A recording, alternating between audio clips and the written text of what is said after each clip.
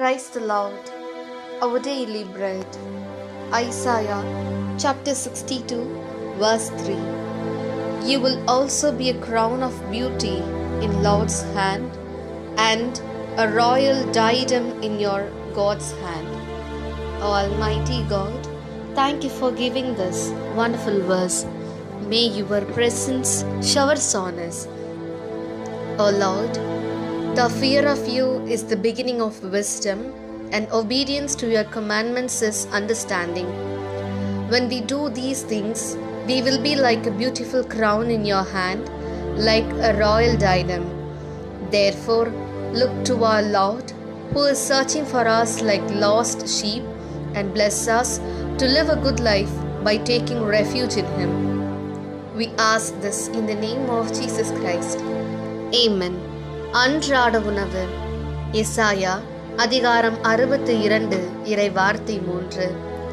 ஆண்டவரின் கையில் நீ அழகிய மணிமுடியாக திகழ்வாய், உன் கடவுளின் கரத்தில் அரச மகுடமாய் விளங்குவாய். அன்பின் தகப்பனே, இன்றைய நாளிலே இந்த இறை மன்னாவை கொடுத்ததற்காக நன்றி ஆண்டவரே. இறைவா, உம்மிடம் கொள்ளும் அச்சமே ஞானத்தின் தொடக்கம். உமது கட்டளைகளுக்கு கீழ்ப்படிவதே மெய்யுணர்வு. இவற்றை நாங்கள் செய்யும் போது உமது கையில் நாங்கள் அழகிய மணிமுடியாக திகழ்வோம், அரச மகுடமாய் விளங்குவோம்.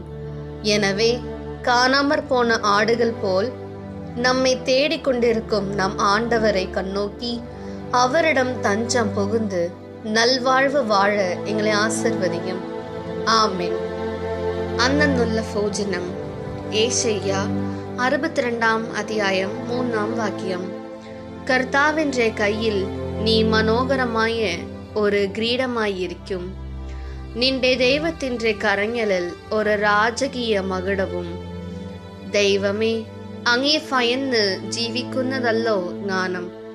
അങ്ങേക്ക് അനുസരണ ഉള്ളവരായി ജീവിച്ച് അങ്ങയുടെ കരങ്ങളിൽ മനോഹരമായ കിരീടമായും രാജകീയ മകുടമായും ജീവിക്കുവാനും എന്നും ഞങ്ങളെ അന്വേഷിച്ച് ഞങ്ങളുടെ എല്ലാ ആവശ്യങ്ങളെയും നിറവേറ്റി തരുന്ന കർത്താവിൽ അഭയം പ്രാപിക്കുവാൻ ഞങ്ങളെ അനുഗ്രഹിക്കണമേ.